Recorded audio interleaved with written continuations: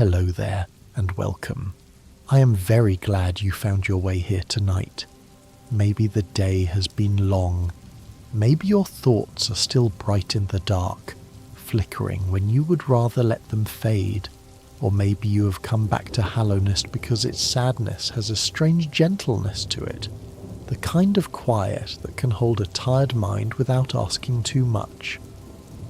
Tonight, we are going to drift slowly through one of the deepest sorrows beneath that kingdom, the infection. Not as a loud horror story, not as a rushed explanation, not as a battle. Tonight we will follow it gently, like a dim orange glow seen far down an old corridor. We will speak of the radiance of the moth tribe, of the pale king, of the vessels of the hollow night, of the dreamers, and of the way a forgotten god became a sickness of dreams. We will stay close to what Hallownest tells us, and where the kingdom leaves only implication, we will let the mystery stay soft at the edges.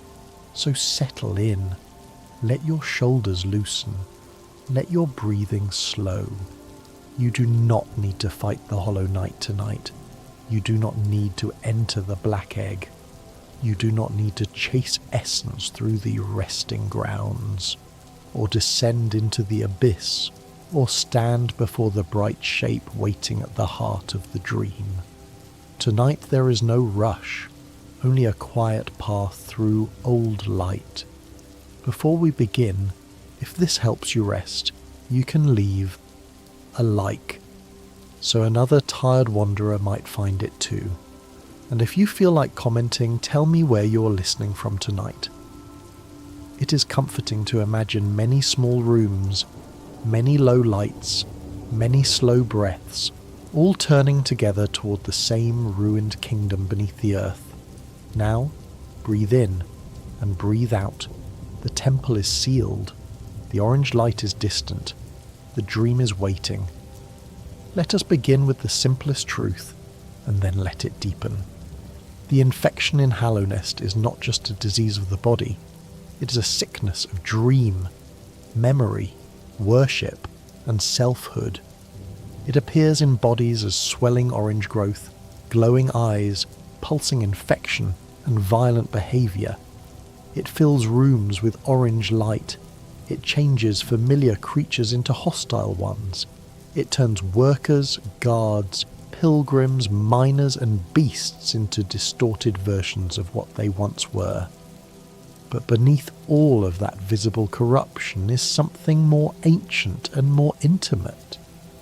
The infection comes from the radiance, a forgotten higher being of light whose influence reaches through dreams. That is why the infection feels different from an ordinary plague. It does not merely weaken bodies, it overtakes minds. It replaces choice with compulsion. It makes creatures continue roles without the self that once gave those roles meaning. A miner still mines. A guard still guards. A husk still wanders.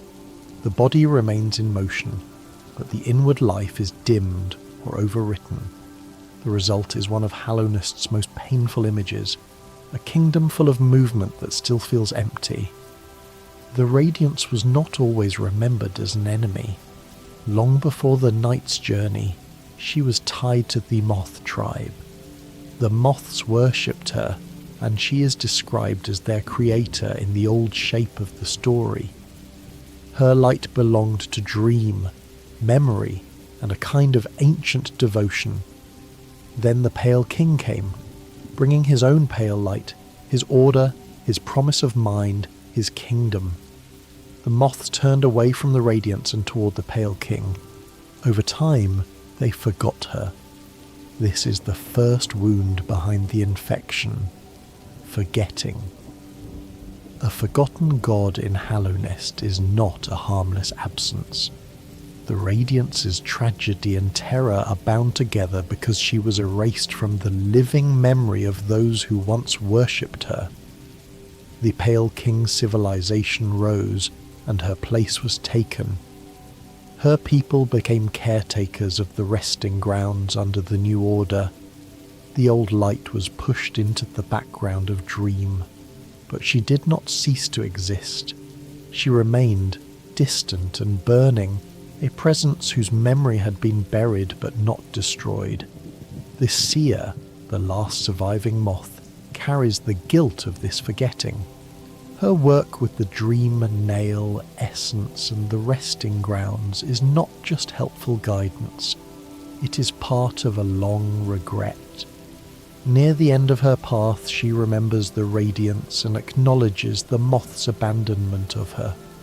That moment matters because it shows that the infection is not only about one god attacking a kingdom, it is also about a broken relationship between worshipper and creator, between memory and replacement, between an old light and a new pale order. That does not make the radiance innocent. The infection devastates Hallownest. It steals selves, spreads through dreams, breaks bodies, and fills the kingdom with suffering. But it does make her more than a simple monster. She is a forgotten power returning in the worst possible way. Her memory becomes invasion. Her light becomes compulsion. Her desire to be remembered becomes a force that destroys the minds that receive it. This is one of the most haunting ideas in Hallownest. Memory is usually something gentle, something that preserves what was lost, but the Radiance's memory does not return gently. It burns, it presses into sleeping minds, it fills dreams until the dreamer is no longer free. The infection is remembrance without consent. The Pale King's answer was not to heal the forgetting, it was to contain the forgotten god. The Pale King was a higher being, connected to the old worm whose cast-off shell lies in Kingdom's Edge. He built Hallownest as a kingdom of mind, order, roads, seals, stations, laws, and worship. The exact beginning of his rule is layered in old traces, but his influence is everywhere. The city, the king's brand, the palace, the stagways, the monuments, the dreamer's sacrifice, and the plan to contain the radiance.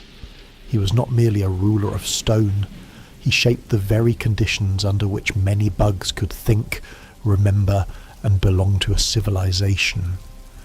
And yet that gift of mind also created vulnerability. The radiance reached through dreams and minds. A kingdom built on thought could be attacked through thought.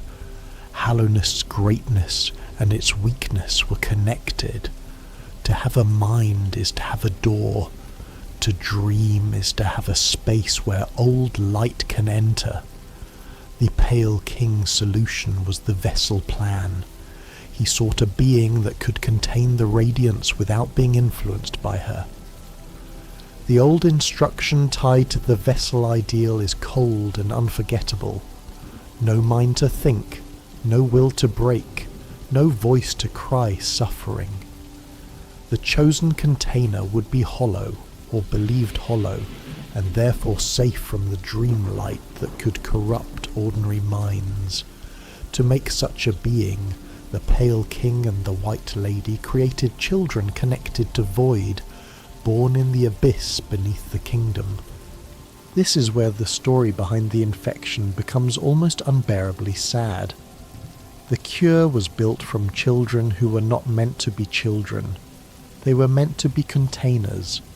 The abyss is filled with the shells of failed vessels, siblings left below because they did not meet the impossible requirement of perfect emptiness.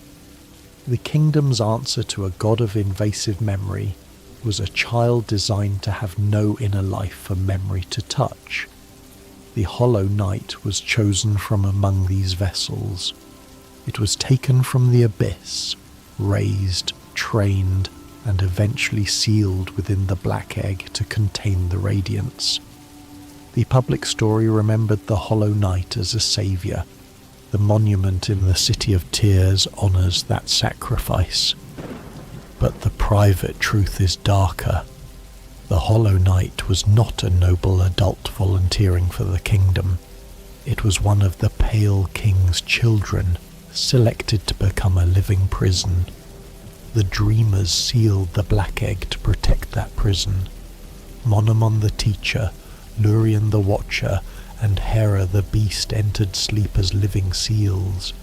Each one gave up ordinary life to help contain the radiance inside the Hollow Knight. Their masks appear on the Black Egg seal, and their sleeping bodies lie in distant places. The Teacher's archives, the Watcher's spire, and the Beast's den. The kingdom's solution depended on a hollow vessel inside and sleeping guardians outside. For a time the plan seemed to work. The radiance was contained. Hallownest honoured the Hollow Knight. The Black Egg stood sealed. The Dreamers slept. The Pale King's order endured for a while longer, but the Hollow Knight was not truly hollow. This is the crack through which the infection returned. The Hollow Knight had some imperfection, some trace of mind, will, attachment, or self that made it susceptible to the radiance's influence. The hidden memory at the end of the Path of Pain shows the Pale King and the young Hollow Knight together, a small, silent moment that many read as evidence of a bond. Hallownest does not explain every detail in plain speech, but the implication is powerful. The vessel chosen to be empty may have been made impure by connection. That possibility is devastating. The Pale King needed a child without attachment, but by choosing, raising, and perhaps caring for the Hollow Knight, he may have helped create the very flaw that doomed the plan. A living being treated as special may not remain a perfect absence. A child taken from a pit and placed beside a king may learn something like identity. The kingdom's solution required emptiness, but the process of making the chosen vessel important may have filled it just enough to fail. When the radiance reached the Hollow Knight from within, the infection began to return. The sealed prison became a source. The Black Egg did not open fully, but the influence leaked through dreams, through the imperfect vessel, through the weakness of a plan that mistook suppression for healing. The Hollow Knight remained chained inside, suffering, while Hallownest outside began to fall. This is why the infection is so tragic. It is not merely the radiance attacking from outside. It is a failed containment becoming another wound. The very being meant to save the kingdom becomes the centre of its sickness. The Hollow Knight is both prison and victim, both monument and child, both solution and source of the returned plague. The infection spreads through dreams first, and that makes sleep dangerous. In Hallownest, dreams are not private illusions. They are real enough to hold gods, memories, warriors, palaces, and final battles. The Dreamnail reveals that thoughts and dreams linger everywhere. The Radiance's domain is dreamlight, so her infection naturally reaches inward before it shows outward. Bugs hear or feel her in their sleep. Their minds become crowded by a light they cannot resist. Then the body follows. The visible orange signs of infection are therefore the surface of a deeper invasion. Orange eyes, swollen bodies, pulsing growths, and violent movement are the outward evidence of an inward loss. A creature infected by the radiance is not simply sick in the ordinary way. It is being called, filled, pressed, or overwritten by a dream it did not choose. This is why some infected enemies still perform old roles. The infection does not erase the body's habits all at once. It can animate them through old patterns. Miners keep mining, guards keep guarding, pilgrims keep wandering. Even the Watcher Knights are empty shells moved by infection. continuing defense in a grotesque echo of duty. The Radiance's light does not create a healthy society. It creates movement without freedom. The Forgotten Crossroads show the infection as a spreading change over time. Early in the journey, the crossroads already contain husks and infected creatures, but later, after major events, the region becomes the infected crossroads. Orange growths swell through familiar passages, enemies become more dangerous, routes change. A place that first felt like a ruined road system becomes visibly overtaken. This shift makes the infection feel active, not merely historical. The crossroads matter because they are the first lower roads of Hallownest. They connect Dirtmouth to the Old Kingdom. When they become more infected, it feels like the sickness is rising toward the entrance, toward memory, toward home. The beginning of the journey is not protected from the ending. The infection reaches backward into familiarity. Myla makes that spread personal. She begins near Crystal Peak, singing while she works. Her friendliness is simple and warm. She's one of the few ordinary voices the night meets early, a miner whose song makes the dangerous world feel briefly alive in a gentle way. As the journey progresses, her dialogue changes. The infection reaches her. Her song becomes unstable. Eventually she becomes hostile, another miner lost to orange light. Myla's story is one of the clearest ways to understand what the infection costs. It does not only destroy anonymous enemies, it takes a voice, it takes a personality. It takes someone who greeted the night kindly and turns her into danger. The mine remains, the crystals remain, the labour continues, the person fades. Crystal Peak as a whole shows the infection inside labour. Miners continue their work, striking glowing crystals under the influence of the Orange Plague. The region is beautiful, but it is a beauty of extraction, machinery and compulsion. The crystals hum, the workers move, the energy remains valuable, but the selves inside the labour are gone or dimmed. The infection does not always look like chaos. Sometimes it looks like work continuing after the worker has been emptied. The City of Tears shows the infection inside civilization. The capital is full of husks, former citizens, guards, wealthy figures, cowardly figures, and warriors. Their names preserve pieces of social identity. Husk guard, husk warrior, gluttonous husk, cowardly husk. The city has not simply become a monster den. It has become a museum of infected social roles. The rich remain as husks. The frightened remain as husks. The guards remain as husks. The city is full of bodies that once belonged to a society. That makes the infection feel like a second death. The first death is the fall of the kingdom.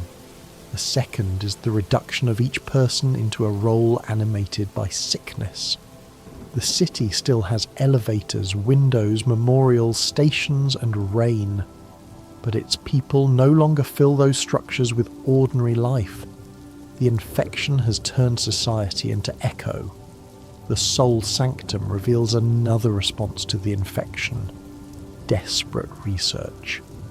The scholars of the sanctum studied soul, perhaps seeking power, healing, or escape from the kingdom's crisis. Their work became cruel and distorted. The Soul Master rose above others through stolen power, and the sanctum filled with mistakes and suffering. This matters because it shows that the infection did not only harm through direct corruption, it also drove people into terrible choices as they tried to resist, master, or survive it. A plague can create secondary wounds. Fear of the infection led to experimentation. The desire to overcome it led to abuse.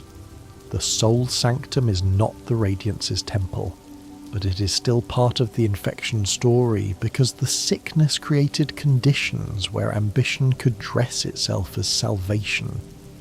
Hallownest was not ruined by one force alone. It was also ruined by the ways powerful beings responded to that force. The royal waterways show the infection and collapse below the dignity of the city.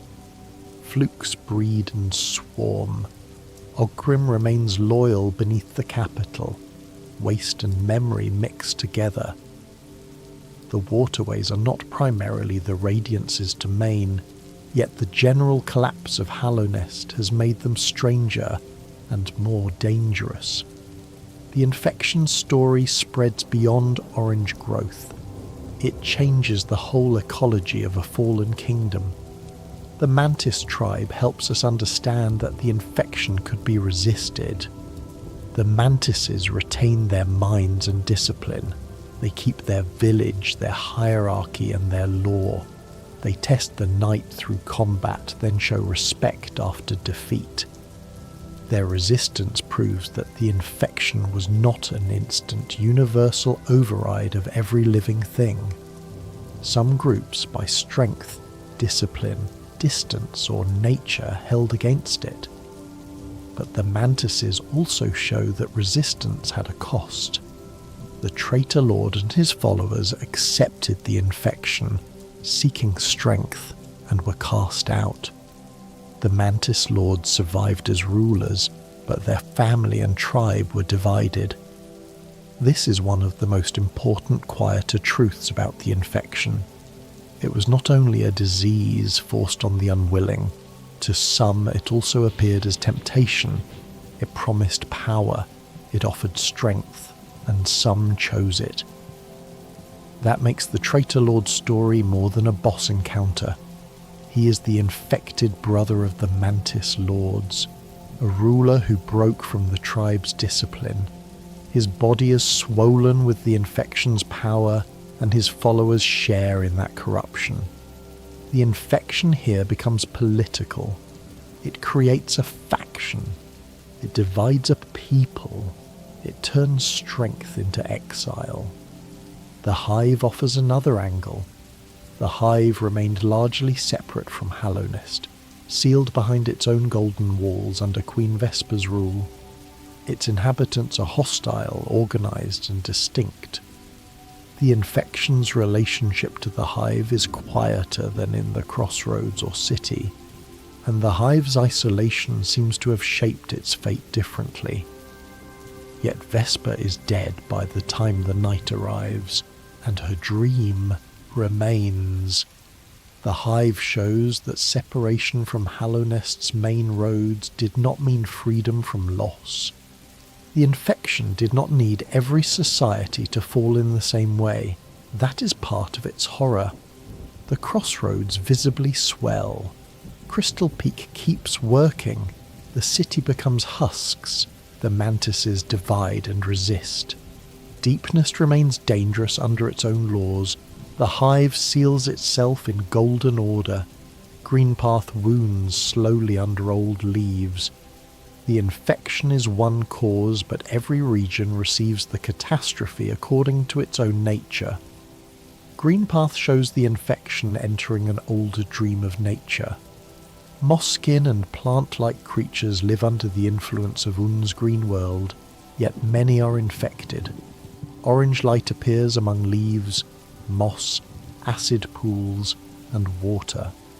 This contrast matters. The Radiance's dreamlight does not only attack the Pale King's stone civilization, it reaches into older organic places too. The old green dream is not untouched. Un's presence makes Greenpath feel like a competing memory. Before Hallownest's Pale Order, Greenpath had its own dreaming presence, its own godlike source, its own mossy people. The infection's orange light entering that region creates a clash of dream powers without the kingdom needing to explain it directly. Greenpath becomes a place where one ancient dream is wounded by another. Deepness' relationship to the infection is more obscure but no less important. Deepness was never fully comfortable under the Pale King's order. Hera the Beast ruled there, and her agreement to become a dreamer came through a bargain. She demanded a child from the Pale King, and Hornet was born. Deepness separation matters because the infection story is also the story of alliances made under pressure. To seal the Radiance, the Pale King needed powers beyond his own immediate court. Hera did not simply submit, she negotiated. Her sleep as a dreamer is therefore a political sacrifice as much as a spiritual one. The infection forced even proud, separate territories into the Pale King's plan. Deepness became part of the seal because the crisis was large enough to require cooperation between powers that did not fully belong together. Hornet is the living result of that bargain. Her existence is tied to the infection's containment, even though she is not infected and not a vessel. She moves through Hallownest as guardian, tester, and witness. She knows more than the night at first. She challenges the night to see whether it can face the role that waits. Her life is one of the quiet aftershocks of the infection. A child born because a kingdom needed a beast to sleep. The dreamers themselves show how the infection turned individuals into locks. Monomon the teacher, Lurien the watcher, and Hera the beast all become part of the seal on the black egg. Their sleep is not ordinary rest. It is a magical, dream-bound sacrifice. Each one leaves a region without its central figure. The archives without the teacher, the city without the watcher, Deepness without the beast. The infection therefore empties Hallownest not only by corrupting bodies, but by requiring protectors to withdraw from life. Monomon's story is especially gentle because of Quirrell. She entrusted him with her mask, adding another layer of protection. Quirrell wanders without fully remembering his purpose, then returns when the time comes. The infection's story touches him indirectly. He is not a corrupted husk. He is a living memory carrier, drawn back to help undo a seal created to contain the Radiance. His path shows that not every consequence of the infection is orange and violent. Some consequences are quiet duties carried across time. Lurien's story is lonely because he watches a city that has fallen. His tower stands above the City of Tears, and his sleep remains part of the seal. Around him, the Watcher Knights continue as empty armors animated by infection. The Watcher sleeps while false watchfulness moves around him. The symbolism is almost too perfect. The kingdom's vigilance became hollow. Hera's story is heavy because her sleep leaves Hornet behind. The beast becomes a dreamer. The daughter becomes a guardian. The bargain that helped seal the infection also creates another life shaped by that duty. Hornet's grief after Hera's seal is broken, if seen, is a rare moment where the cosmic plan becomes a daughter's loss. The black egg is the central image of containment. It is sealed by the dreamers and holds the hollow night inside. From outside it is silent, black and mysterious. From inside it is a prison for a suffering vessel and the radiance within. The temple is a solution made into architecture. Its sealed door says the kingdom tried to put the problem somewhere it could not be reached. But a sealed wound is still a wound. When the night finally enters, the hollow night is chained. The infection is visible in its body. During the fight, the hollow knight stabs itself, a movement that feels like resistance, pain, or an attempt to help end the prison. This is one of the most important images in the whole story. The infection has not simply turned the Hollow Knight into an enemy.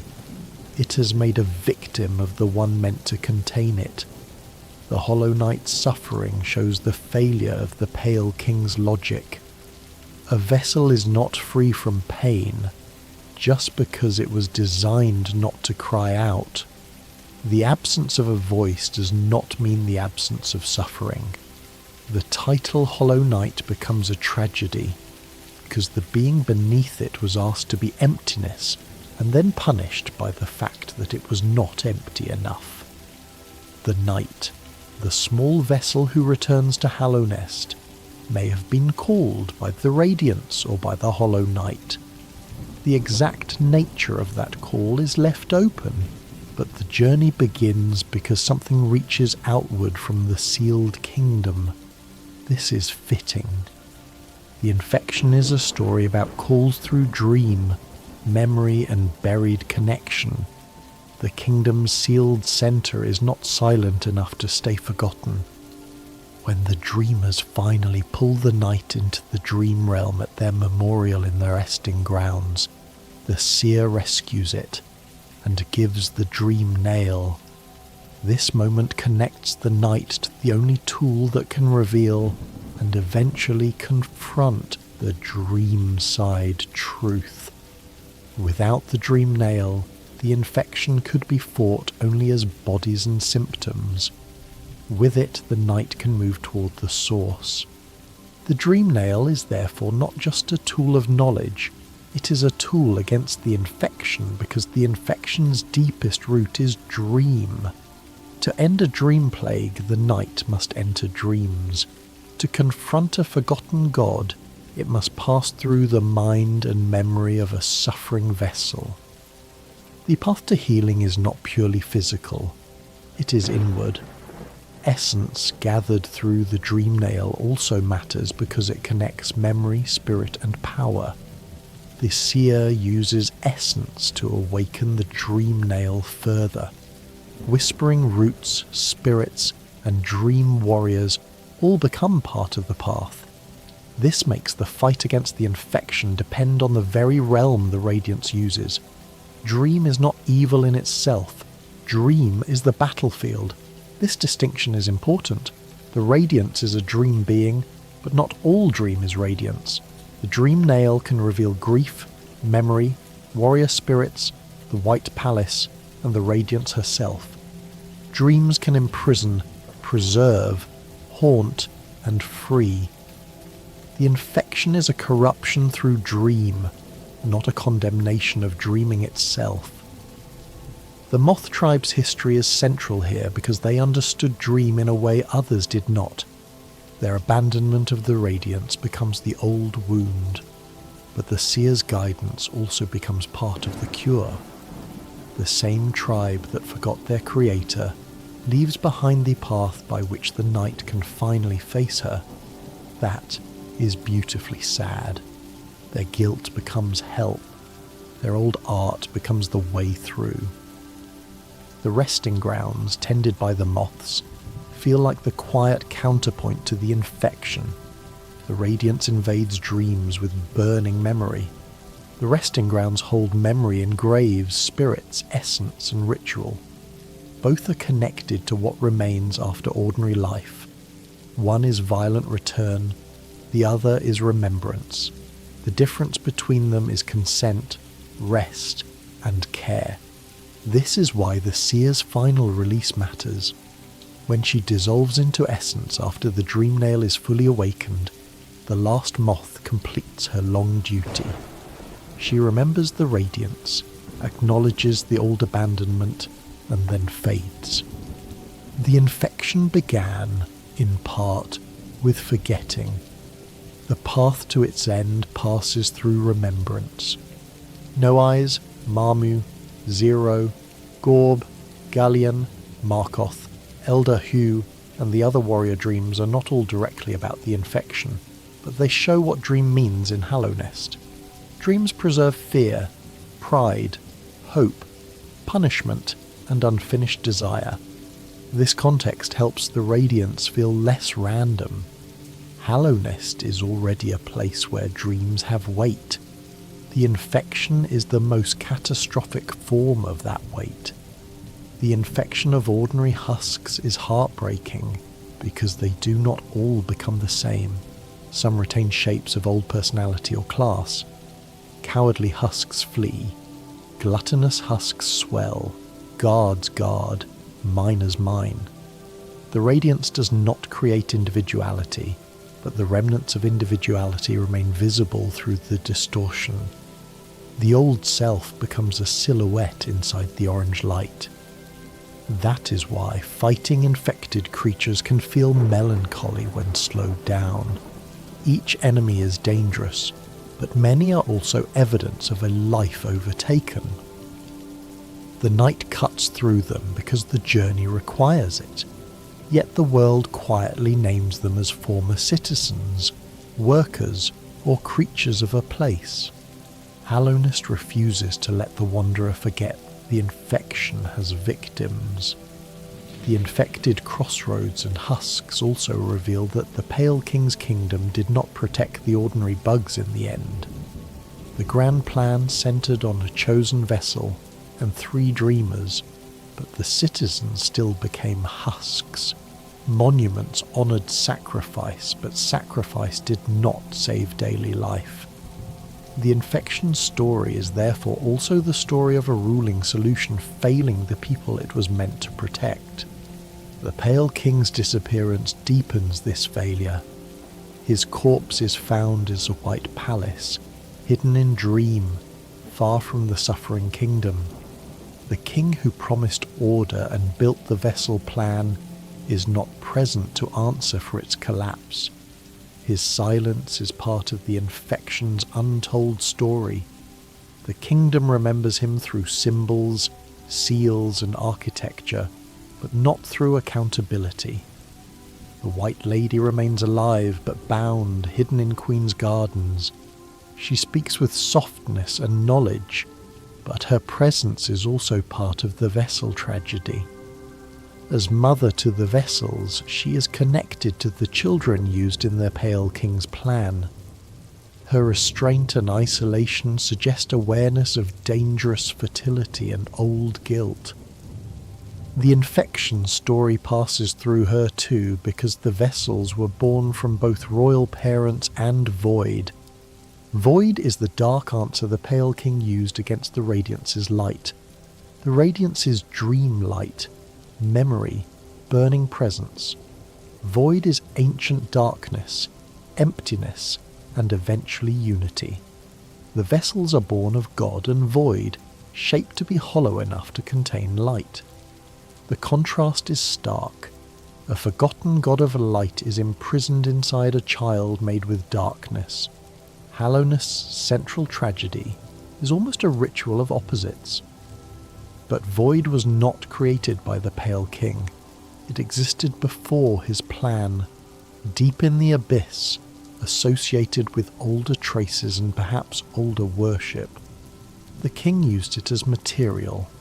That matters because it means his solution depended on a force he did not originate, and perhaps did not fully understand.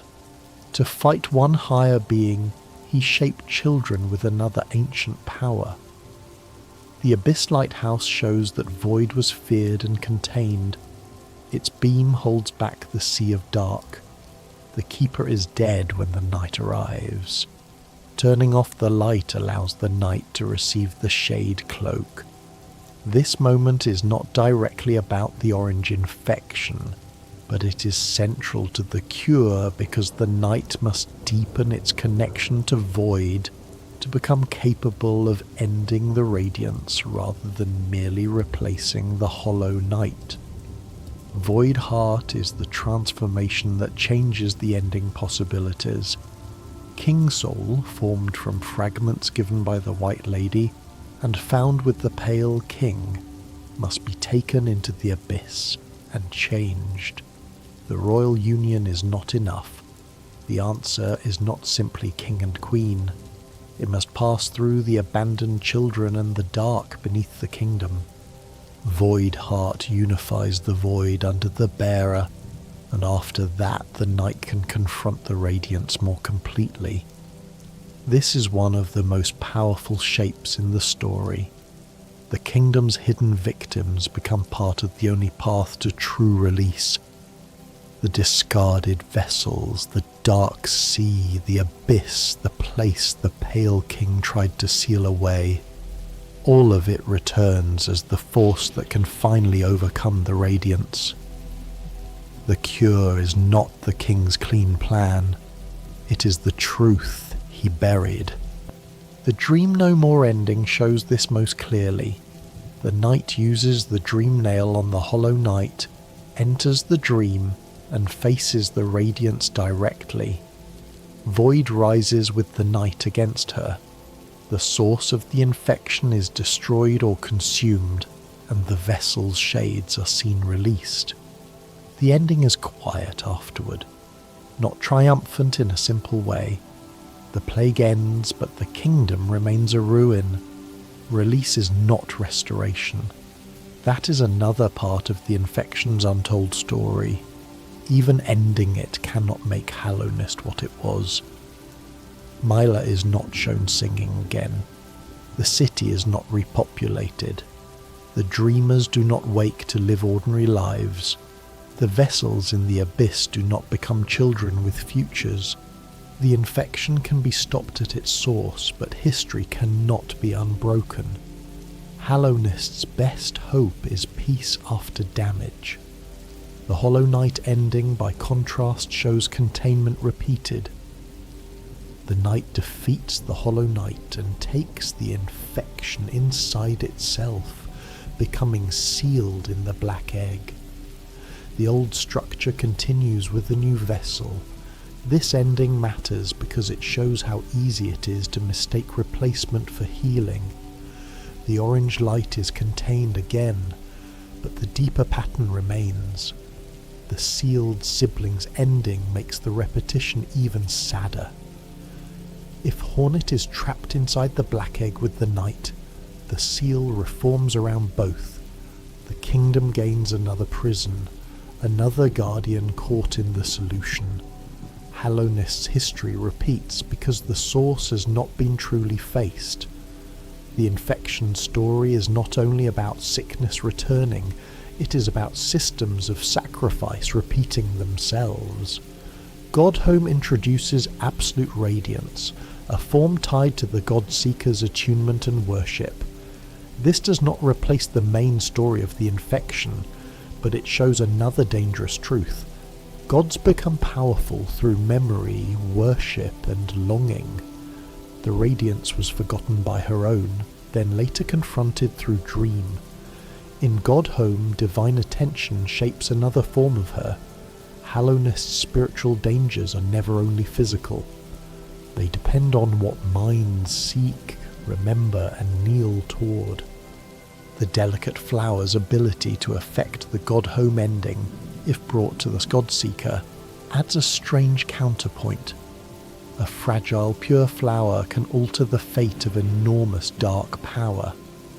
It is not the central cure for the infection, but it fits the larger language of Hallownest. Small, careful, sacred things can matter beside gods. The kingdom's deepest forces are not always answered by strength alone. The infection feels so tragic because it is both cosmic and intimate. Cosmically, it is the return of a forgotten higher being through dream. Politically, it is the failure of the Pale King's kingdom and containment plan.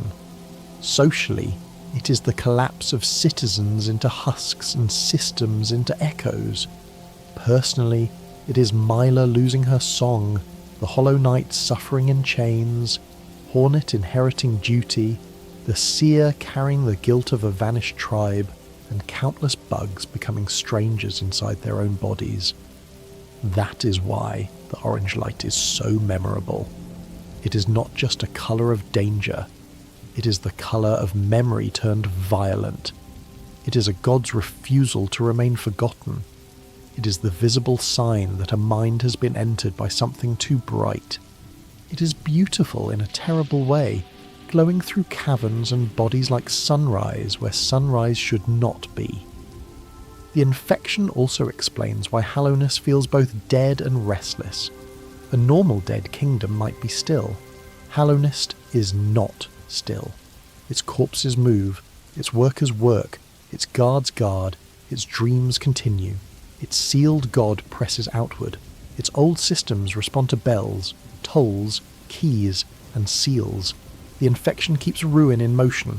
This motion is what makes the kingdom uneasy. The past has not ended. It is walking around as a husk. It is chained in a temple. It is sleeping behind masks. It is singing in the city. It is glowing in the eyes of miners. It is waiting in dream. Hallownest is not haunted only by ghosts. It is haunted by unfinished functions. Even the title Hollow Knight carries the infection's tragedy. Hollow describes the solution. Knight describes the honour. Together the title turns a child into a sacred weapon. But the being was not hollow enough, and the honour became torment. The title is remembered publicly, but the suffering behind it is hidden until the very end. The Radiance and the Hollow Knight are both trapped in a terrible intimacy. She is sealed inside it. It is used to contain her. She influences it. It suffers from her presence. The final battle begins as a fight against the vessel, but the true source lies inside the dream. This layered structure makes the infection feel like a wound inside a wound, a god inside a child, inside a temple, inside a sealed kingdom. The dreamers are another ring around that wound. Their sleep seals the temple, but it also prevents direct intervention. To end the infection at its source, the knight must undo the protective seals. This is a painful paradox. The safeguards must be broken so the deeper sickness can be reached. Hallownest's protections become obstacles once the old solution has failed. This is true of many things in the kingdom. The seals, gates, brands and barriers were built for reasons, some protected, some contained, some controlled. But after collapse, protection can become imprisonment. The Black Egg Seal protects the world from the Radiance, but also traps the Hollow Knight in endless suffering. The Dreamers protect the seal, but must be released. The Abyss is sealed to hide the vessels, but must be reopened to understand the truth. The infection's untold story is therefore not only the story of a god's revenge or a king's plan, it is the story of failed containment. A forgotten light is contained in a hollow child. That child is contained in an egg. The egg is contained by dreamers. The dreamers are guarded by regions, masks, beasts, archives, towers and webs. The abyss is contained beneath a brand. The palace is contained in dream. Everything important is sealed, and still the sickness returns. This tells us something quiet and severe. Not every wound can be solved by locking it away. The Radiance was forgotten, not reconciled with. The vessels were discarded, not mourned. The Hollow Knight was sealed, not saved. The dreamers slept, but the kingdom still fell. The Pale King hid, but his plan still failed. Hallownest tried to survive by putting its unbearable truths behind doors. The infection is what leaked through. And yet the final answer, when it comes, is not a speech. It is a descent, a memory, a transformation, and a dream battle. The knight gathers the truth through movement. It learns the shape of the kingdom by passing through infected roads, abandoned stations, sleeping seals, royal remains, and the abyss. The cure is not given in one revelation. It is walked into being. This is why the story works so well as a slow sleep tale. The infection is frightening, but its history is also rhythmic. Forgetting, return, containment, failure, leakage, descent, remembrance, confrontation, release. The words can become soft when spoken slowly. The orange light can be imagined far away, behind stone and dream, not reaching this room, only glowing as an old story finally understood. So if we trace the infection gently, the path looks like this. There was an old light, worshipped by moths. There was a pale king bringing another order. There was forgetting. There was dream. There was a god who did not disappear when forgotten. There was a kingdom of mind, vulnerable through the very minds it cherished. There was a plan to make a perfect empty vessel. There was an abyss full of children. There was one chosen child. There was a seal. There were 3 dreamers. There was a temple. There was a flaw. There was a leak of light. There were husks in the roads. There were miners losing songs. There were guards without selves. There were mantises who resisted. There were traitors who accepted strength. There were archives under acid and glass. There was a city reigning beneath a lake. There was a palace hidden in dream. There was a black sea beneath the world. There was a little knight returning. There was a dream nail. There was a memory of the birthplace. There was void heart. There was the radiance at the heart of the dream. And there was, at last, the possibility of release. Not a clean, happy restoration. Not a kingdom made new. A release. A stopping of the old burning. A chance for the ruins to become quiet without the orange light pressing through their sleep.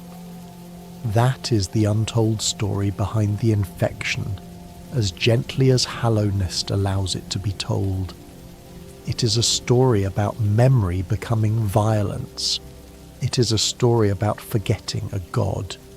It is a story about a king who tried to solve light with emptiness. It is a story about children made into answers. It is a story about sleep used as a lock.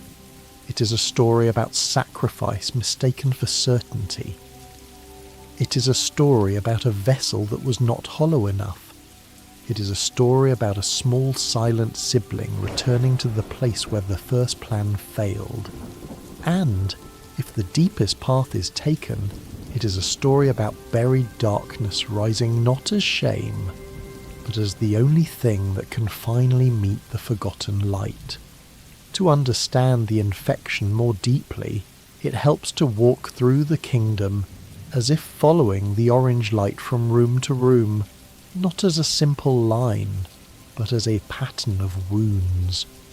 In the forgotten crossroads, the infection feels like the corruption of beginnings.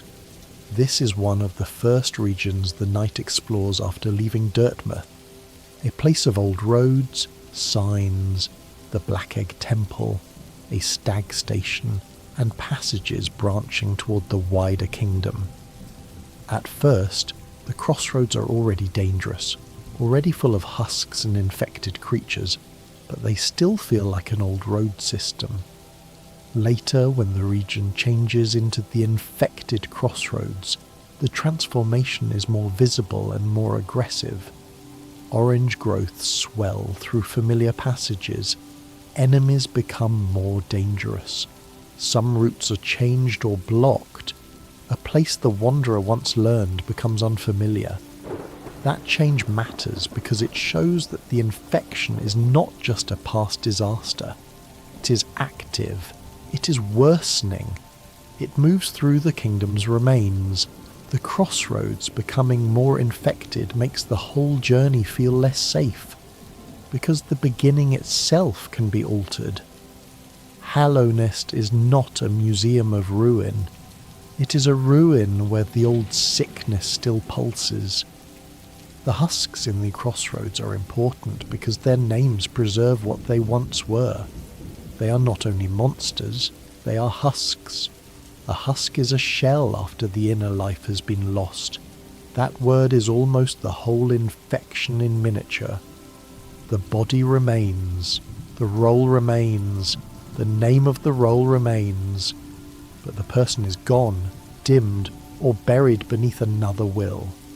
This is why the infection is so unsettling in sleep language. It is not simply death. Death can be still. The infection is movement after selfhood has been taken. It is the body walking on after the inward voice has gone quiet. It turns a kingdom into an echo of itself. In Green Path, the infection becomes a wound in something older and softer than the Pale King's stone. The mossy creatures, the leaf-heavy paths, the acid water, and the presence of all suggest a region with its own ancient dream. The infection entering Green Path shows that the Radiance's influence is not limited to the royal city or the Pale King's direct subjects. It can reach into old nature, into moss, into quiet places where another dream already lives. This makes Green Path's beauty sadder. The leaves still grow, the water still moves, the green world still breathes, but orange eyes and hostile bodies appear inside it. The old dream of Un is not erased, but it is wounded. The infection does not need to make a place ugly to harm it. Sometimes it only has to disturb the peace that was already there. In the fungal wastes, the infection is less visually dominant than in the crossroads, but the region's place in the kingdom helps tell the story of spread and resistance. The wastes sit between roads and powers. The city, Queen Station, Deep Nest, Mantis Village, and other passages. This was a region travellers crossed on the way to the capital. The old pilgrim's way led through danger toward the promise of the city. When Hallownest was alive, even difficult regions were part of a larger movement.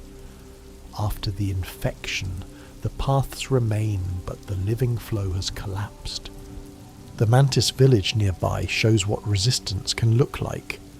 The Mantises keep their minds, they keep their law, they keep their leaders. They do not become husks. Their discipline and culture remain so strong that after the night defeats their lords, they recognize the night's strength and stop attacking.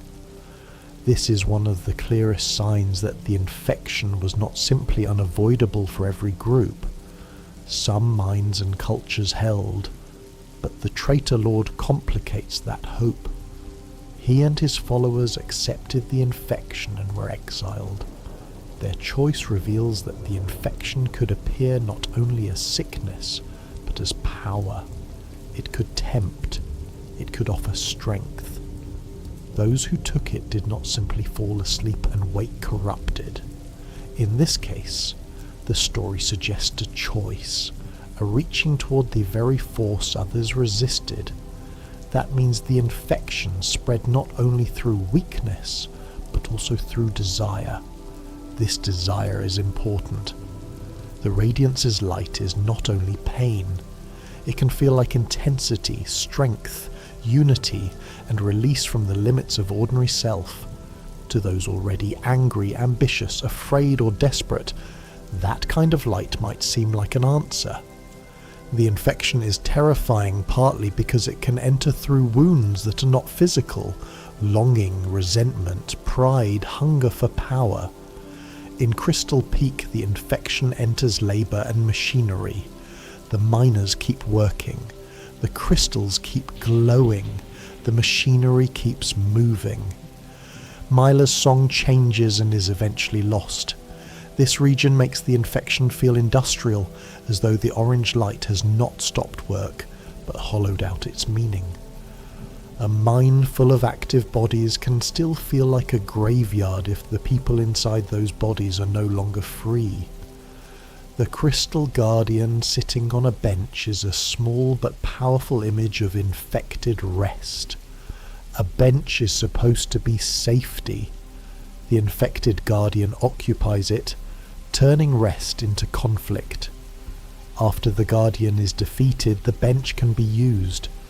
It is a tiny act of reclaiming peace from the infection. In Hallownest, even sitting down can become part of the struggle. The City of Tears shows the infection in a society's heart. Its husks are more varied than simple wandering enemies. They suggest former citizens, guards, wealthy figures, and frightened figures.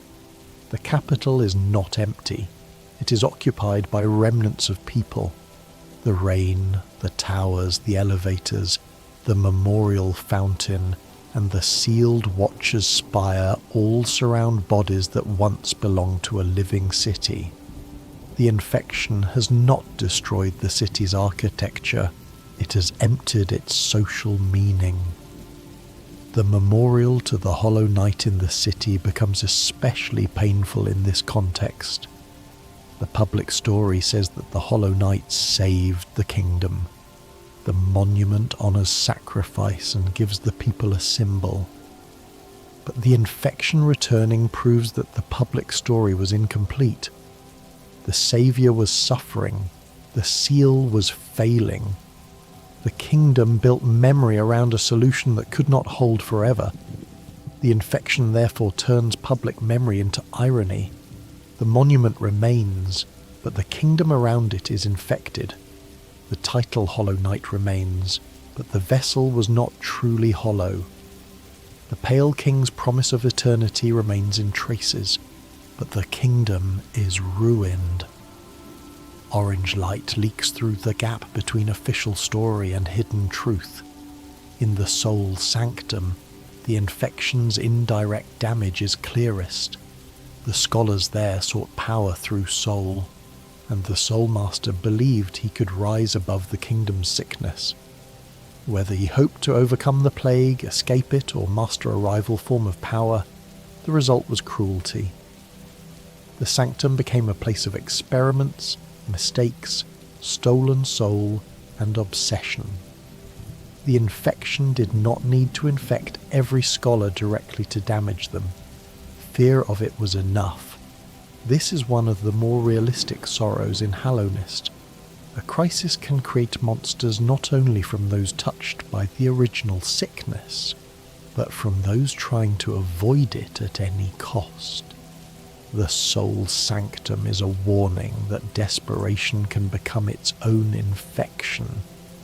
The radiance burns through dreams, but ambition burns through ethics. In the royal waterways, the infection story becomes more ecological. Flukes breed in the damp dark. Ogrim remains as Dung defender, loyal to a dead king. The waterways are full of filth, strange life, and the underside of the capital. It is not always clear which dangers there are directly infected and which simply thrive in the collapse, and that uncertainty is part of the atmosphere. When a civilization falls, sickness is not the only thing that spreads. Neglect spreads. Waste spreads. Creatures move into abandoned systems. This matters because the infection is the central wound, but not the only cause of every danger.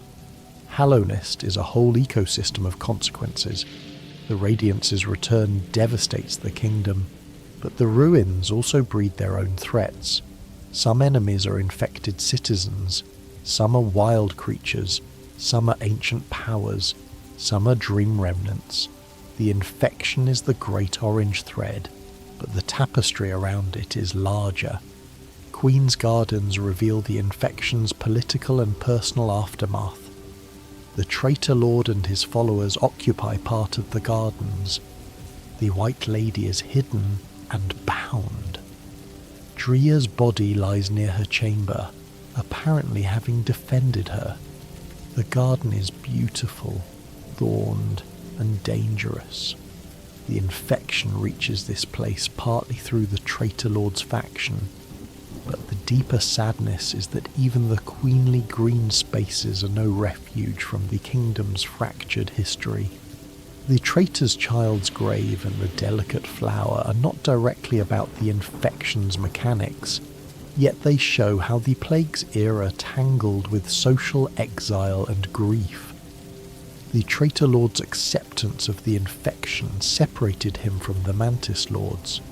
His daughter, loved by Zema, becomes part of a story of rejection, death, and mourning.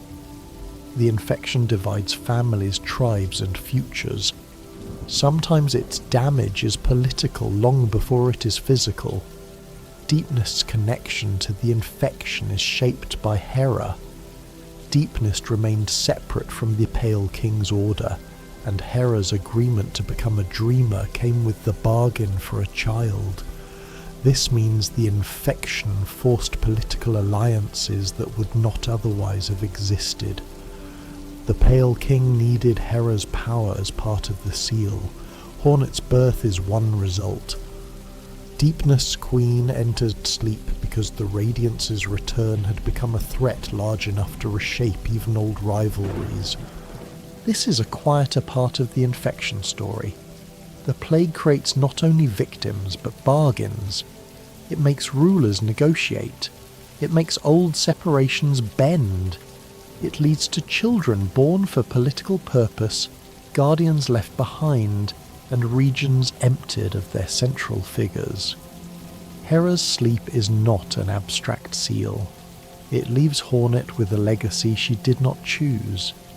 The beast's den and distant village make Deepness feel socially hostile but not empty.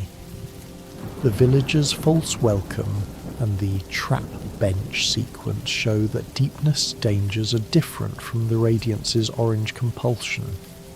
This distinction matters for accuracy. Not everything terrifying in Hallownest is the infection. Some terror belongs to older cultures, predators, and survival strategies. The infection is central, but it does not explain away every darkness. This makes the infection more believable. A lesser story might make one sickness responsible for every evil. Hallownest does something richer. The infection is the kingdom's great catastrophe, but the kingdom was already full of old tensions, separate powers, ambitions, predators, and hidden cruelties.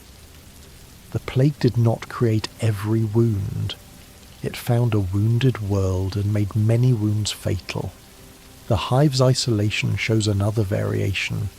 The hive is sealed, golden, and organized under its own queenly history. The infection's effects there are not presented in the same way as the crossroads or city, and the hive's separation matters. Yet Vesper is dead, and the hive knight guards a kingdom within a kingdom that has lost its central living ruler. Even if the hive resisted or avoided the main flow of the plague differently, it still belongs to Hallownest's wider age of loss. This is important because the infection story is not only where orange growth appears, it is also in the pressure it placed on every society nearby. Some regions were visibly corrupted, some held apart, some made bargains, some divided, some continued under different losses. The plague is a central force, but its shadow is broader than its colour. The resting grounds tell the other side of the infection, memory handled with care. The Radiance's memory returns violently through dream, but the resting grounds preserve memory through graves, essence, spirits, and the seer's guidance. It is a place of remembrance rather than invasion. That contrast is subtle and beautiful. Hallownest does not say that memory itself is bad. It says that forgotten memory, denied memory, and forced memory can become dangerous. The seer is crucial because she stands between guilt and healing. As the last moth, she represents the people who forgot the radiance. She also gives the dream nail, the tool that allows the knight to uncover and confront the dream source of the infection. Her tribe's old connection to dream becomes necessary for ending the disaster that followed their abandonment of their creator. The story is circular, but not empty. The old mistake leaves behind the means of atonement. The dream nail lets the knight hear thoughts and enter dreams, but it also teaches the wanderer what kind of world Hallownest is. A normal weapon can cut bodies. The dream nail cuts into memory. Against the infection, that difference matters. The radiance cannot be solved as a physical enemy in the waking world alone.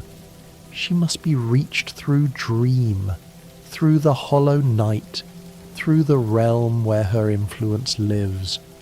This is why the battle against the radiance is hidden behind another battle. The night first fights the hollow night, the suffering vessel.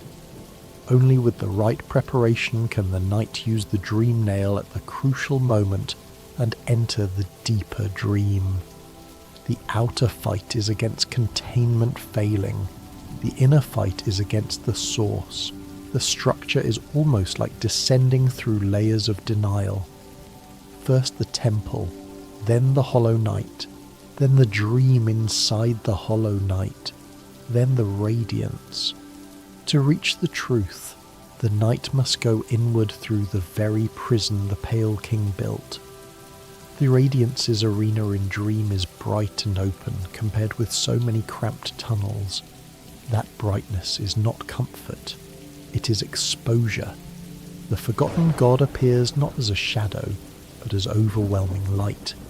The infection's colour, seen throughout the kingdom as orange glow and swollen growth, is revealed at its source as divine radiance turned hostile.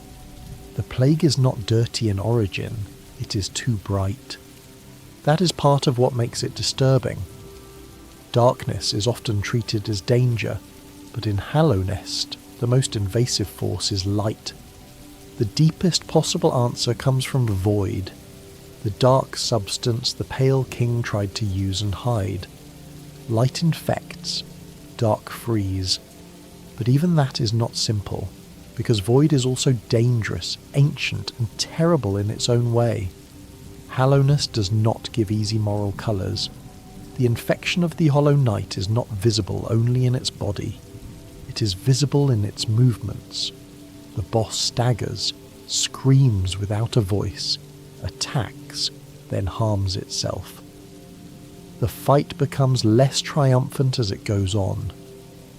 The hollow knight's self-stabbing is one of the clearest signs that some part of it is struggling against what it contains.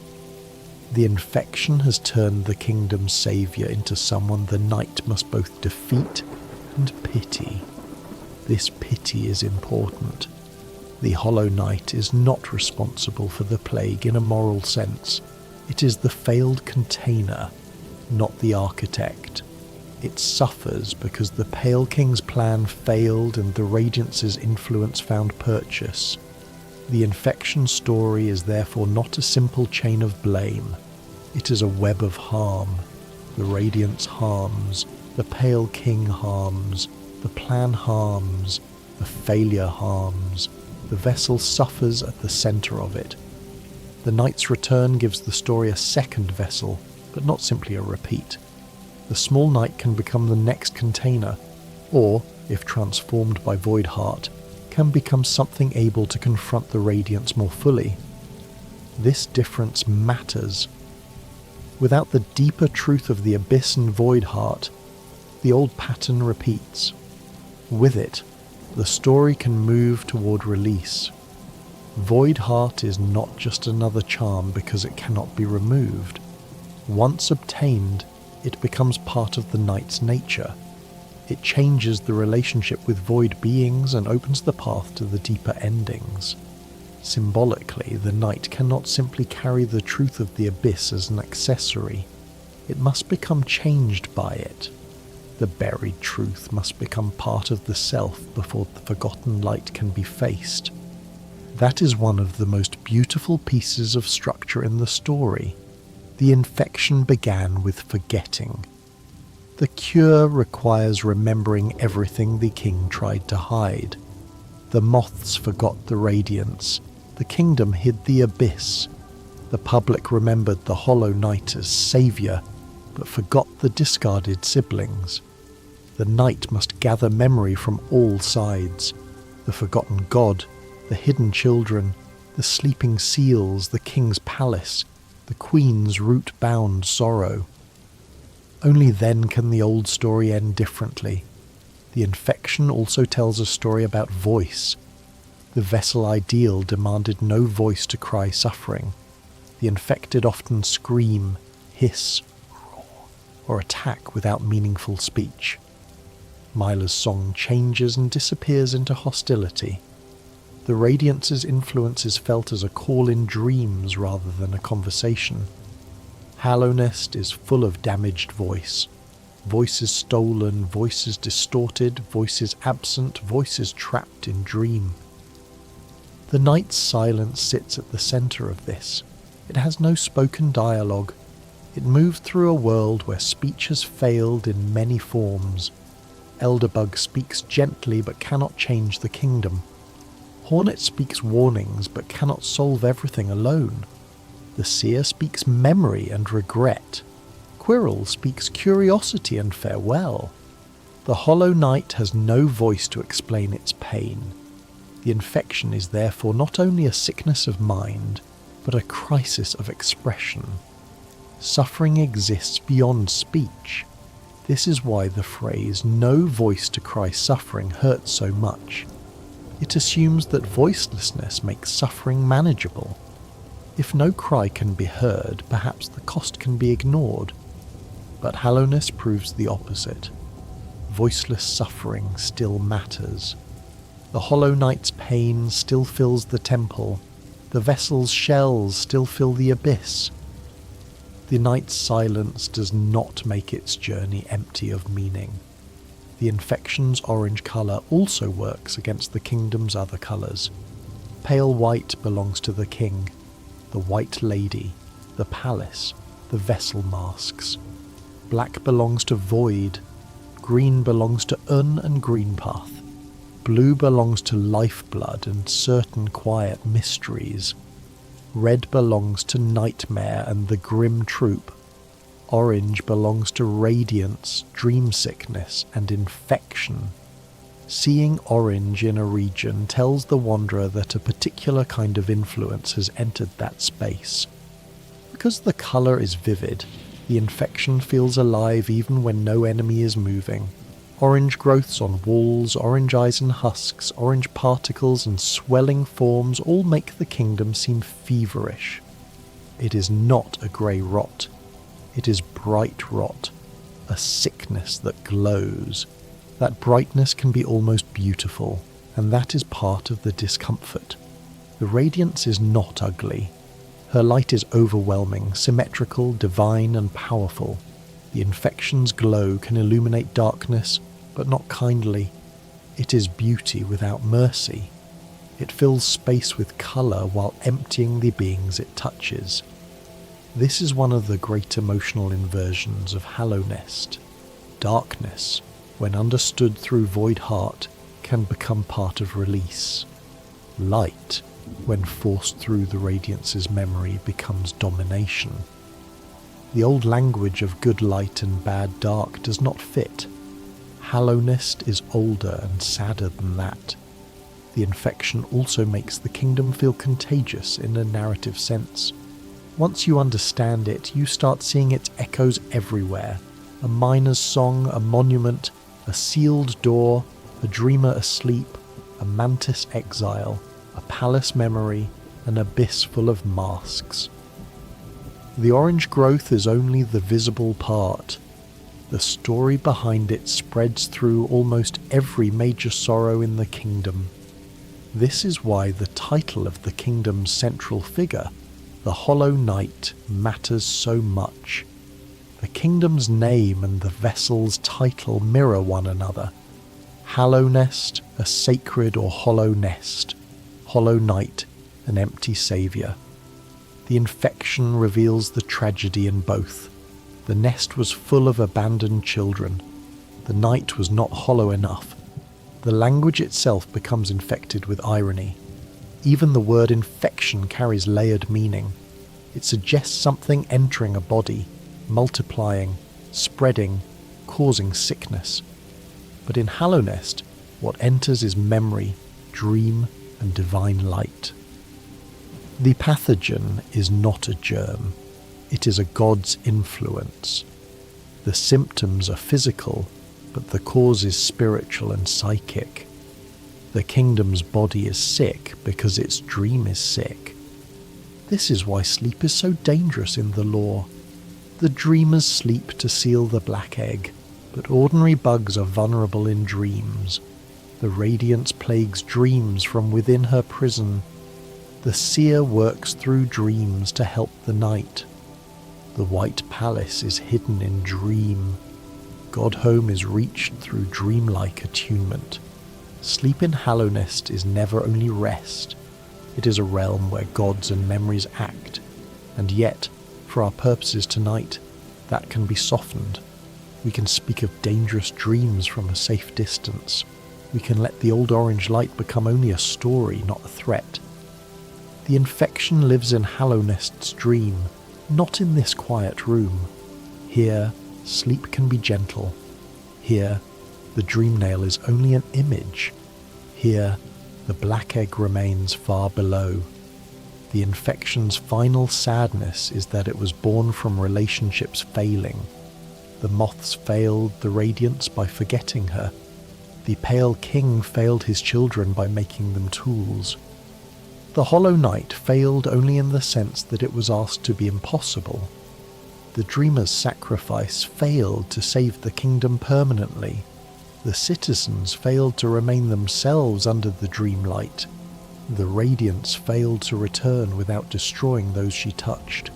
And still, inside all that failure, there is a path to release. The night returns, the seer helps. Hornet tests and opens the way. The dreamers are released. The abyss is remembered. Void heart is formed. The radiance is faced. The old light can finally be answered, not by another sealed door, but by the buried truth rising to meet it. There is another way to understand the infection, as Hallownest's buried history returning through the one place no wall could fully guard, the mind. The Pale King built doors, seals, roads, stations, gates, and palaces. He created systems that could control movement and structure space. But the Radiance did not need to march an army through a gate. She entered through dream. That is why the Pale King's architecture, as impressive as it was, could never be the whole answer. Walls can keep out bodies. They cannot easily keep out remembered light. This gives the Black Egg Temple its special sadness. It is a sealed place, a physical structure meant to hold a metaphysical problem. Inside is the Hollow Knight, and inside the Hollow Knight is the Radiance. Around the temple are the Dreamer's seals. The whole arrangement is an attempt to turn dream sickness into something architecture can contain. For a while, perhaps, it worked. But the fact that the infection returned shows that the true wound was never only architectural. The Pale King seemed to understand part of this, because his plan required a living container, not merely a stone prison. But even that was still containment. The Radiance was not reconciled with, remembered properly, or healed. She was suppressed. The moth's old abandonment was not resolved. The kingdom's ordinary citizens were not brought into truth. The abyss was hidden.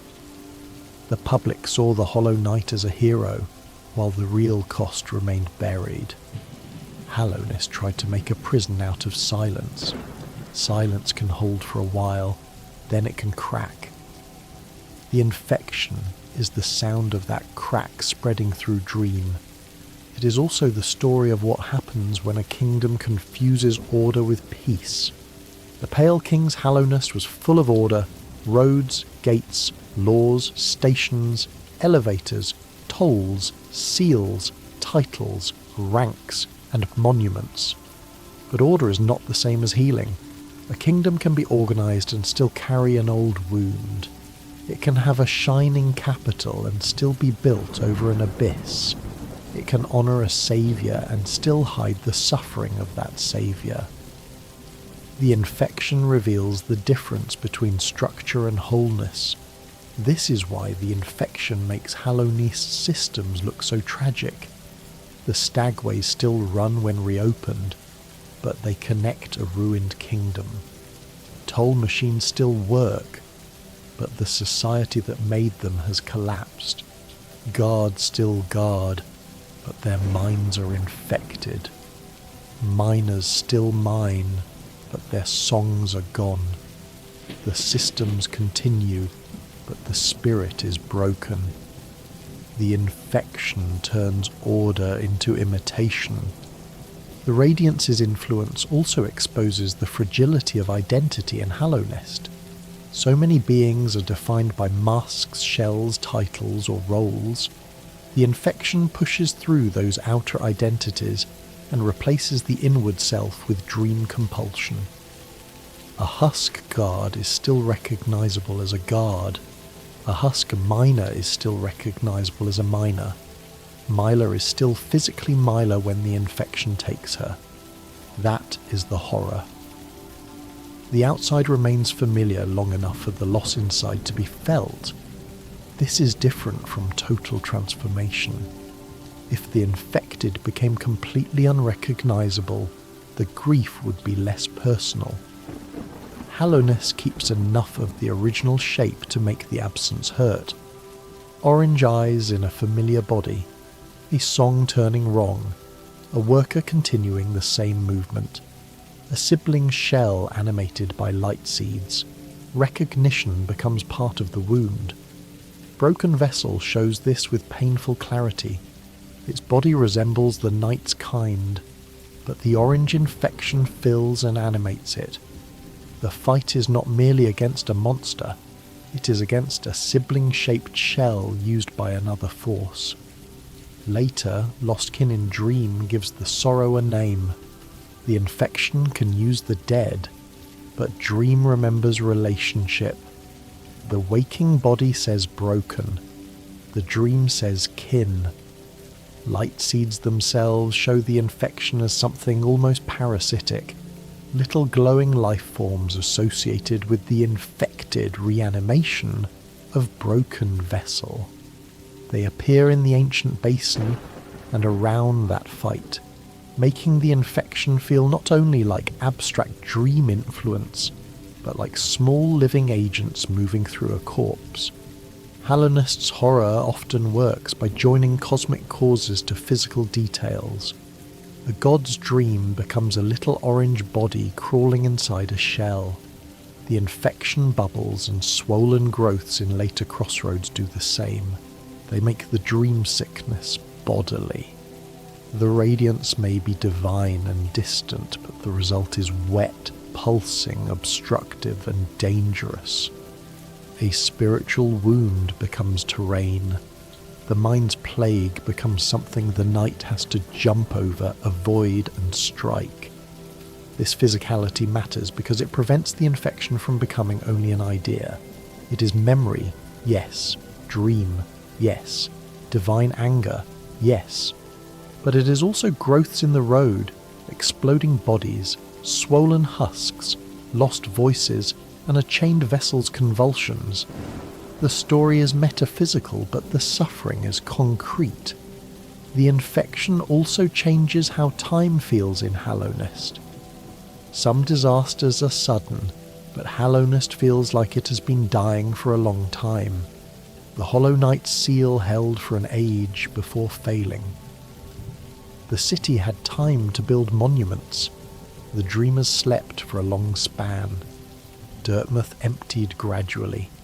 The infection's return devastated the kingdom, but the ruins the night explores feel layered by time rather than freshly broken in one moment.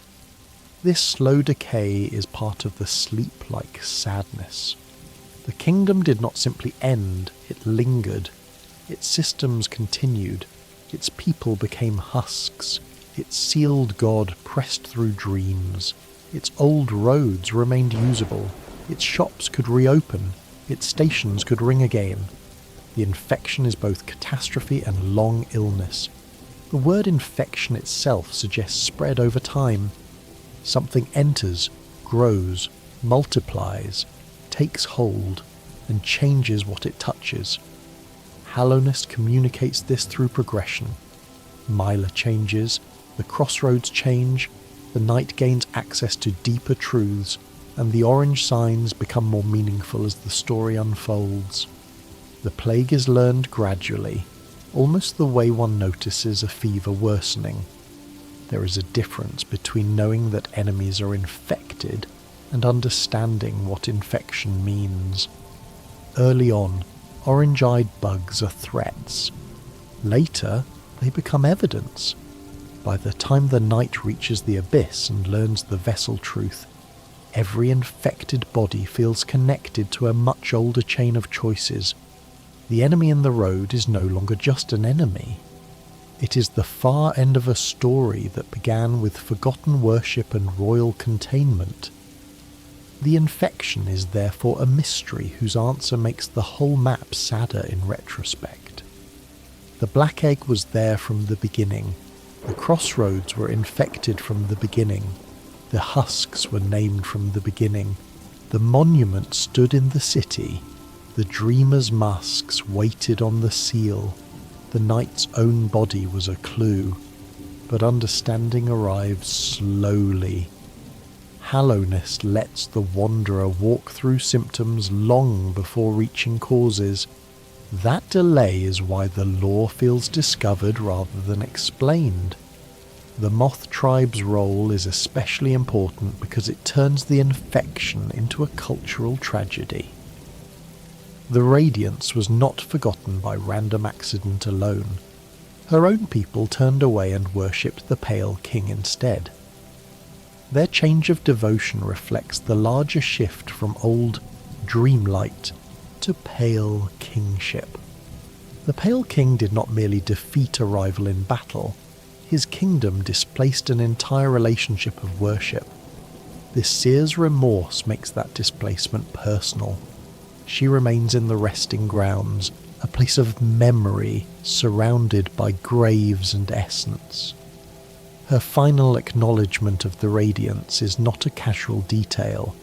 It is one of the few moments where the old religious wound is spoken from inside the tribe that caused it.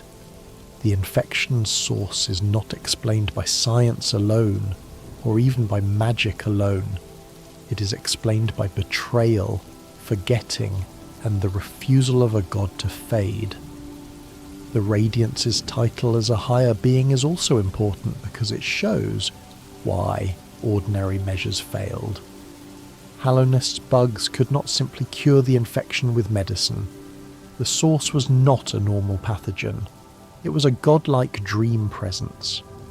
The Pale King's answer therefore used higher being logic.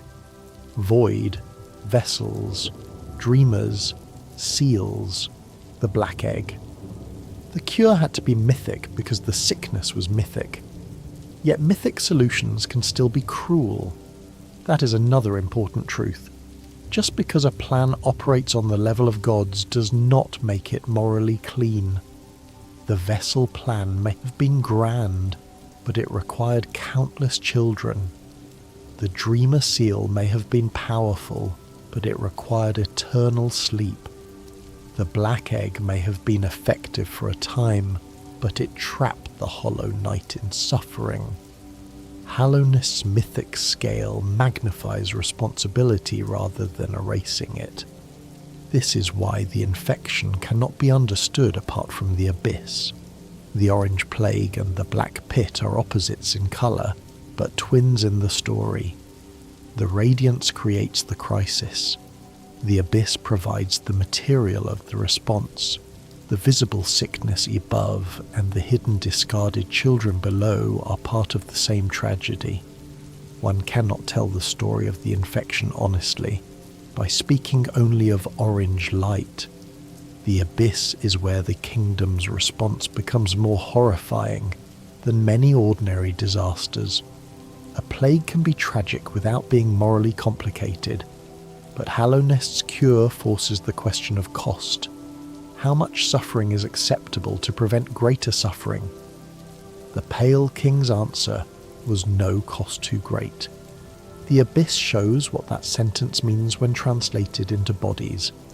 The infection of the Hollow Night proves that even that cost was not enough. That is the final cruelty. Countless vessels were discarded. 3 dreamers slept. The chosen vessel suffered. The kingdom still fell. The plan was not only terrible, it was insufficient.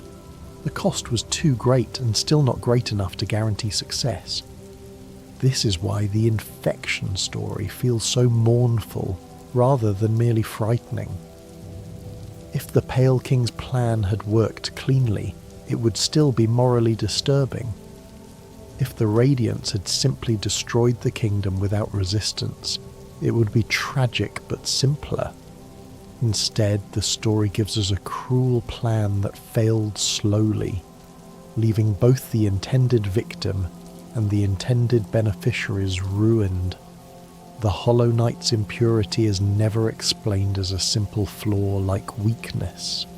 It is tied to the impossibility of perfect emptiness. A vessel raised, chosen, trained and honoured may develop the very inner trace it was meant not to have. The Pale King needed a child that would remain an object, but choosing it made it singular. Raising it made it more than one mask among many. Perhaps care made it fail. Perhaps expectation did. Perhaps the idea of being chosen was enough.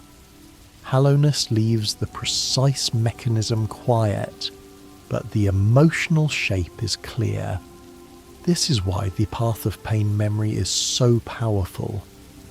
After a brutal hidden path through the White Palace, the reward is not an explanation. It is an image of the Pale King and the Hollow Knight together. The memory is brief, and its meaning is not spelled out, but it strongly suggests connection. A kingdom's doom may rest on something as small as a father standing beside a child. He needed to be empty. The infection returned because the radiance could reach what was not empty. That sentence can be held softly. Not empty enough to resist memory. Not empty enough to resist dream. Not empty enough to remain a perfect lock, but perhaps also not empty enough to stop being pitiable. The Hollow Knight's failure is the reason we can feel for it. If it had been truly hollow in the absolute sense, it would be only an object. Because it was not, it suffered. Because it suffered, the kingdom fell. Because the kingdom fell, the night returns. The same flaw that doomed the plan also gives the story its heart. The infection also reveals that the Radiance's power depends on minds being able to receive her. This is why vessels were imagined as the answer. No mind to think, no will to break. Ordinary bugs dream, remember, fear, worship, and desire. Those inward spaces are beautiful, but also vulnerable. The vessel ideal tried to create an inward absence, a room with no door for light to enter. But Hallownest itself was not empty. It was full of minds, and the Pale King's gift of mind to bugs is part of the kingdom's greatness. There is a tragic symmetry here.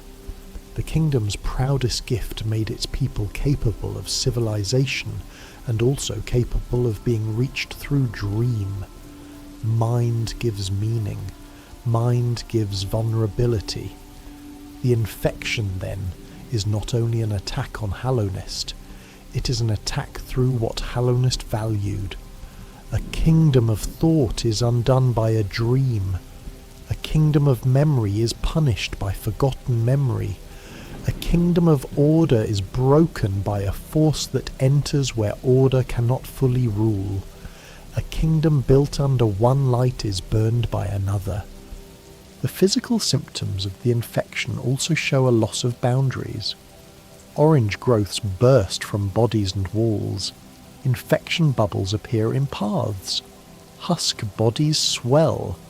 dream influence becomes bodily matter. The inside comes out. The mind's invasion becomes visible on the skin of the kingdom. This is why the infected areas feel uncomfortable even when empty of enemies. The walls themselves seem to have become symptomatic. That bodily imagery reaches its most tragic form in the Hollow Knight. The infection is not merely around it, it is inside it, straining through the vessel. The final fight shows a body that is both warrior and prison, both trained and broken. The Hollow Knight's nail strikes, but its self-inflicted wounds reveal a deeper conflict. The body contains too much. The Radiance's presence inside the Hollow Knight is also a terrible intimacy between enemies. She is trapped in a vessel, but she also uses the vessel. It contains her, but she corrupts it. They are bound together in suffering, anger, and failure. The temple's chains hold the Hollow Knight, but the dream inside holds the true battle. When the knight uses the dream nail to enter that dream, the story finally stops treating symptoms and reaches source. This is a deeply important structure. The kingdom's surface problems cannot be solved only on the surface. The knight must enter the dream of the one suffering most visibly. Healing, if it can be called that, requires entering the wound. The Radiance fight is therefore not just a final battle. It is the confrontation with the memory Hallownest tried to erase and then imprison. The forgotten god appears in full brightness. The night, a vessel of void, rises through that light. The shades of siblings assist in this deepest ending, suggesting that the abandoned children are part of the final answer. The buried cost returns not as accusation alone, but as power. This is why Dream No More feels like release. The Radiance is not simply resealed, the source is faced. The Hollow Knight is no longer required to contain her. The shades can vanish. The temple can go quiet in a new way. Hallownest remains damaged, but the dream sickness no longer needs another child prison. The phrase "Dream No More" is peaceful and sad. It suggests an end to the Radiance's dream influence, but also an end to the dreams that trapped so many beings in old roles. It is not joyful in a simple way. It is rest after a fever, a long burning mind finally cooling. The Hollow Knight ending lacks that rest. It repeats the seal. The night becomes the next container. The black egg closes. It may buy time, but it does not answer the old problem. The infection story remains unresolved because the Radiance remains the source inside another vessel. This ending is haunting because it looks like duty and feels like recurrence. The sealed siblings ending adds Hornet to the prison, which makes recurrence even more painful. Hornet, who spent the journey guarding thresholds and testing the night, becomes trapped by the same logic of containment. The solution that once required Hera's sleep now catches Hera's daughter. Old bargains echo across generations. Godhome's embrace the void endings move the story into another layer of divine consequence. The Radiance in her absolute form is defeated by unified void. Depending on the delicate flower, the aftermath changes. These endings show that even when the infection source is overcome in a higher dream arena, the powers involved are vast and dangerous. Ending one god's plague can release another terrifying form of agency. That is why Hallownest's endings are not simple moral buttons. They are different answers to the infection's central question. Do we contain the light again, or do we face it at its source? Do we repeat the old sacrifice, or let the buried dark rise? Do we preserve the seal, or break the pattern? Every ending is shaped by the history behind the infection. The quieter tragedy is that most ordinary bugs never knew this full story. The miners, husks, guards, pilgrims and citizens did not understand the abyss, the vessel plan, the Radiance's forgotten worship, or the dreamer's exact bargain. They suffered the consequences of decisions made by gods, kings and guardians far above them. This is often how kingdoms fall in stories and in memory. The causes are hidden, but the suffering becomes public. Myla did not need to know the Radiance's history to lose herself. A husk guard did not need to know the vessel plan to become a shell of duty. A pilgrim did not need to know the Black Egg's secret to be drawn into the ruin. The ordinary people of Hallownest were caught inside a divine and royal failure they could not fully see. That is one of the most heartbreaking parts of the infection. Its origins are cosmic, but its victims are local. A forgotten god, a pale king, a hidden pit, and a sealed vessel lead to a miner's song disappearing in Crystal Peak. The scale collapses into one voice. This is why the infection is best understood not as a single event, but as a chain. The moths turned away. The radiance remained. The pale king rose. The kingdom grew. The old light pressed back through dream. The vessel plan was made. The abyss filled with discarded shells. The hollow night was chosen. The dreamers sealed the temple. The hollow night failed to remain pure. The radiance influenced it. The infection returned. Hallownest fell. The night came back. The old seals were broken. The truth was remembered. And depending on the path, the old pattern was either repeated, complicated, or finally ended. All of that is inside the orange glow. Every infected husk is the far echo of that chain. Every swelling growth is an old god's memory made physical. Every dream of light is part of a history of forgetting. Every vessel shell is part of the cost of containment. Every seal is part of the fear that the light would escape.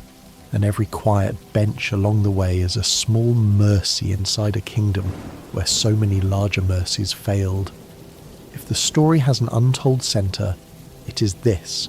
The infection is what happens when memory, power and denial are all forced into the same sealed room.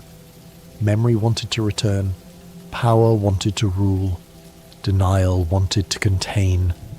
The sealed room could not hold forever. The light leaked. The kingdom dreamed badly, and the small silent night, born from the same terrible plan, became the one who could walk back through the damage and decide what kind of ending the old wound would receive. The smaller objects around Hallownest help tell this story too. Rancid eggs, simple keys, seals, relics, charms, and mask shards do not seem at first to belong to the infection's central history, but they show what kind of kingdom the plague entered. Hallownest was not an empty cavern waiting for a god to burn through it. It was a place of trade, doors, repairs, worship, travel, and small survival rituals. The infection hurt because there was a living world for it to interrupt. The fact that toll machines still accept Geo after the kingdom's fall is quietly unsettling. The old economy remains as mechanism. A bench can be locked behind payment. A gate can still demand coins. A station can still need reopening. These systems are not infected in the orange dream-haunted sense, but they are part of the same ruined world.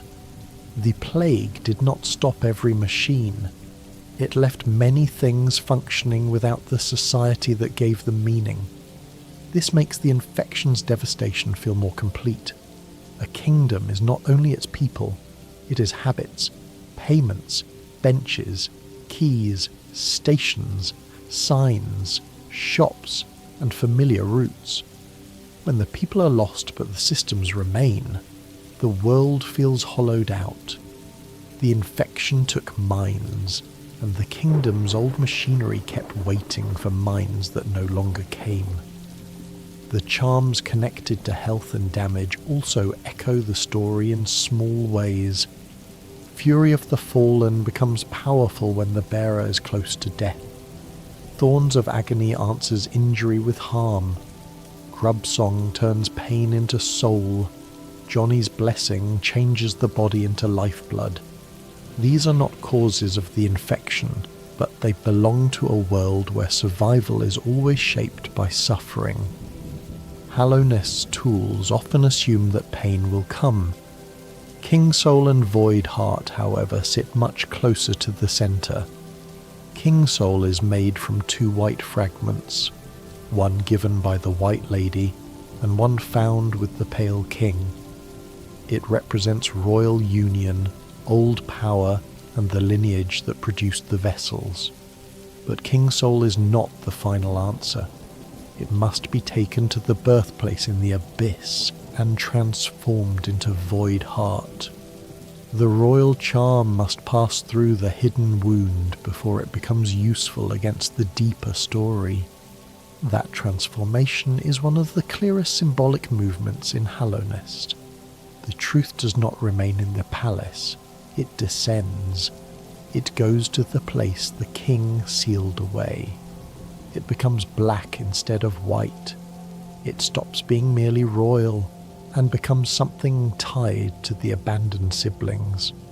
To face the Radiance fully, the knight cannot rely on Pale authority alone. It must carry the memory of what Pale authority did. The Dream Nail's growth through essence follows a similar pattern. It begins as a tool, then awakens through gathered dream remnants. Essence comes from roots, spirits, warriors, and memories. The seer guides this process, and through it, the knight becomes able to enter places that ordinary movement cannot reach. To end a dream sickness, the knight must become intimate with the whole dream ecology of the kingdom. This means the infection is defeated not by ignorance, but by deeper knowledge. The Pale King's first solution depended on hiding the abyss, hiding the vessels, hiding the radiance inside the hollow night, hiding the palace in dream. The deeper ending depends on revealing, hearing dreams, entering the White Palace, remembering the birthplace, uniting Void, and confronting the Radiance directly. The story moves from concealment to encounter. This is why the infection feels like an untold story, even after many facts are known. It is not untold because Hallownest gives no clues. It is untold because the clues are scattered through different kinds of silence. A monument tells one piece, a corpse tells another, a charm tells another, a dream tells another, a boss's self-inflicted wound tells another. The full shape appears only when the wanderer listens across the whole kingdom, and even then, some parts remain soft. We do not need to pretend to know every private thought of the Pale King. We do not need to know exactly what the Hollow Knight felt. We do not need to know every moment when the radiance pressed through the seal. We do not need to know how each citizen first dreamed the orange light.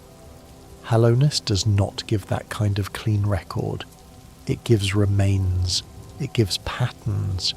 It gives enough to understand the tragedy without draining it of mystery. That mystery is part of why the infection is still frightening. A completely explained plague becomes smaller. The infection remains vast because it is part biology, part dream, part history, part worship, part political failure, part family tragedy, and part cosmic revenge. It cannot be held in one hand. It must be walked around slowly like the black egg itself. But from far away, tonight, it can become gentle enough to rest beside. The orange light is only a memory now. The dream is only a story. The seals are only old shapes in the dark. The little night is no longer falling. The kingdom is no longer asking you to understand everything before morning. The quietest truth may be that the infection did not make Hallowness tragic by itself. It revealed and worsened a tragedy already forming around memory, worship, and control. If the moths had not forgotten, the story might have been different. If the Pale King had chosen remembrance instead of suppression, different again. If the vessel had been truly empty, the seal might have lasted, but then the moral wound of the abyss would still remain. If the Hollow Knight had been treated only as a tool, perhaps it would have been a better prison and a poorer child. Every possible answer carries sorrow. That is why the infection feels so deep. It is not just a problem with one clean solution. It is the visible fever of many older choices, a forgotten creator, a new king, a buried dark, a chosen child, sleeping guardians, a public myth, a hidden failure. The orange light is the symptom, but the illness of the kingdom is older than the glow, and yet the ending can still matter. Even if Hallowness cannot return to what it was, suffering can stop. The Hollow Knight can be released from endless containment. The radiance can be faced. The void can answer. The old dream can end.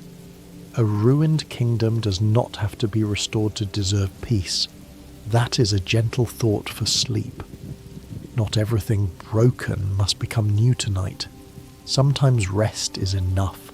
Sometimes release is enough. Sometimes the kindest ending is simply that the burning stops. Now let the story soften. The orange glow is far away. The crossroads are quiet. Mila's song is only a memory in the crystal dark. The city rain falls gently from the blue lake. The dreamers sleep until their time comes. Monomon waits in the archives. Lurian waits above the city. Hera waits in Deepnest. Hornet walks the old roads alone. The seer tends the resting grounds. The white lady rests among roots. The pale king is silent in his hidden palace. The abyss is deep and still. The hollow knight is not fighting now. The radiance is only a distant light in the story. You do not need to enter the dream. You do not need to break a seal. You do not need to carry a kingdom. You do not need to be hollow. You can have a mind. You can have a will. You can have a voice. Even if tonight that voice is resting. Breathe in and breathe out. Let the temple door close softly. Let the orange light dim. Let the old moths become quiet. Let the little knight sit on a bench far from the black egg. Let the map fold closed. Let the rain continue. Let Hallowness sleep beneath stone, and let yourself sleep too. Sleep well, wherever you are listening from. Good night.